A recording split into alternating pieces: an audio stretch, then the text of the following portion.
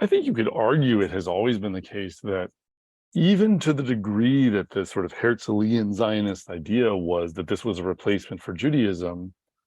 there was still a desire to say, but part of the mission of that state should be that it should facilitate the flourishing of any Jew who lays claim to his heritage and wants to pursue that. And so it's a marvelous and a wonderful thing, and a thing that makes me love Israel, with all of its complexities and all of the sort of ways that you could criticize its history and decisions made by people and what it has been over time. That sort of it's a weird way. It's not in spite of itself, but in some way that is incoherent, and where different parts are kind of, one hand isn't talking to the other. It has become the absolute best place in the world to be a Jew who wants to live a life that's connected to the Torah. No question. Like, if you heard a description of what the worldview of the founders of the state of Israel and the early pioneers and whatever, and like with their extremely secular socialism and all of that, you would kind of not have been able to anticipate what a welcoming and wonderful place that the state could become for Jews who do want to lay claim to that, and they do want to live their life that way. And I think that people always don't look ahead to like the demographic issues with that, where I think over time it's become the case, and this is part of what's coming to a head now, where there are like more and more people who are that way, and then democracy becomes an inconvenience, when they become more numerous and keep voting. But I think it's to the credit of the totally sort of secular Herzlian Zionists that ultimately the fruit of what they cultivated has been the creation of a place that is a paradise for religious Jews to be in, a place where they care about Torah and they want it to play a major role in their lives. But by that same token, whether you're talking about some ideal notion of like what should a Jewish state be about, or you're also, I think, giving the most credit possible to people like Ben Gurion and others, like even just talking in terms of what they would have said it should be about. If you pose the question, should Israel be a place where Jews who want to live according to the Torah feel like they're being persecuted for that? The answer presumably would be no. This should be the one place in the world, if anywhere, where that isn't a concern. And that, I think, gets back to this point about language and how much manipulation of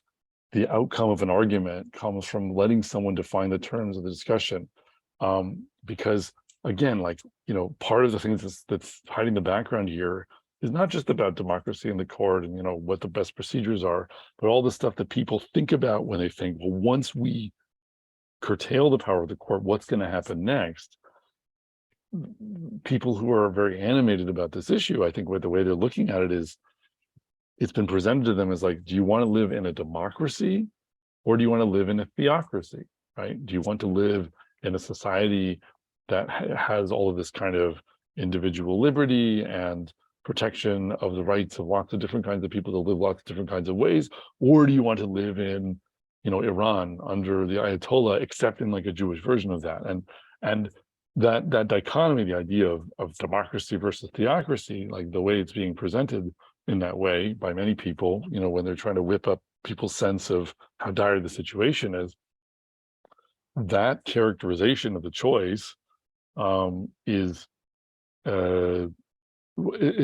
instance where the definition of the choice with vocabulary is already enough to determine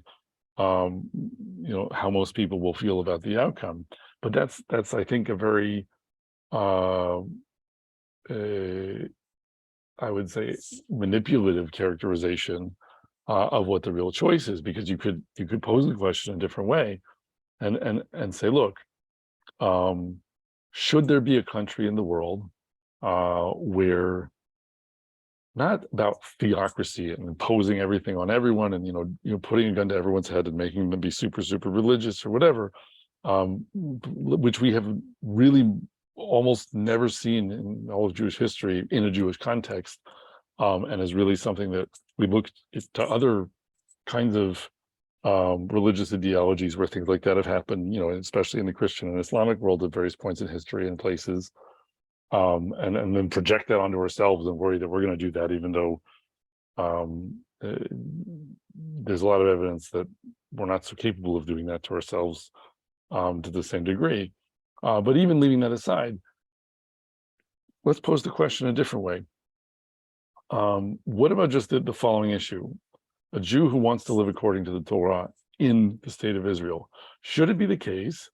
that the state can ever either force that person to violate the Torah, or prevent that person from keeping the Torah? Like, thinking of it in terms of positive and negative mitzvot. Can the state make someone do a forbidden act according to the Torah, or can the state prevent that person, like bar that person from fulfilling a mitzvah, a positive mitzvah according to the Torah? And I'm sure, because that's a very broad set of things that we're not talking about, you could say there are cases where this is a complicated discussion, but I don't think it's so unreasonable to imagine that maybe the Jewish state could be the one country in the world where the goal, at least, would be to not have the state interfere with the Jew's ability to keep the Torah if he wants to, right? And that doesn't immediately mean that, like, we're also going around and saying, wait, you're not keeping the Torah, and like, let's use the long arm of the state to punish you for that, right? Which is what everyone is like trying to whip themselves into a frenzy about when talking about theocracy. But you could imagine a society where the notion that you would impose this on someone else by force was the farthest thing from what anyone was envisioning or ever going to do. But you would still say, okay, but this person who wants to do this, like, we should be not, acting in the way that America would, or Germany would, or China would, or Canada would, or whatever, but instead be willing to say, this is the Jewish state, and therefore, specifically with regard to giving a wide berth for a Jew who wants to keep the Torah, we should be doing that, and that's okay, right? So that goes to your point, like, this can be a country that has a different mission than other countries, and it doesn't have to be the mission of being a sort of post-Islamic revolution, Iranian-style theocracy with modesty police going around and beating people in the streets, in order for it to be the case that it does things that wouldn't fly according to the First Amendment in America, or 20th century interpretations of what separation of church and state flows from those aspects of the American Constitution, right? Like, there are things in the US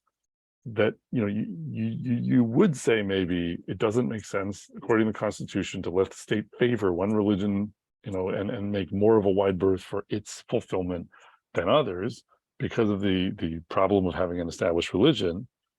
But you could have that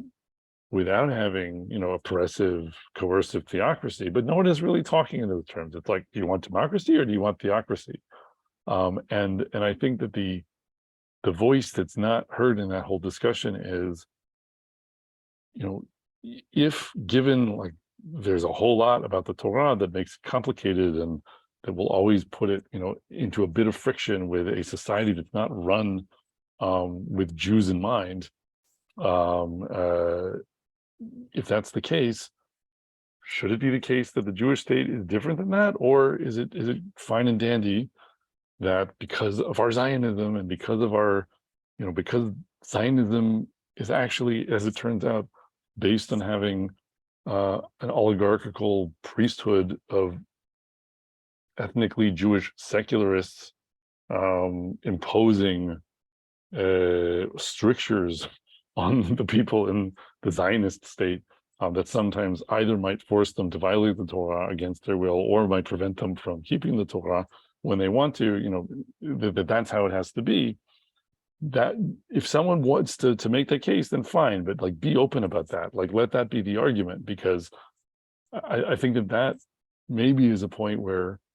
a plurality of Zionists who are not themselves eager to be, fervently religious, and religious Jews or other parties who are interested in creating that kind of freedom for Jews in the Jewish state could maybe get together and agree about something.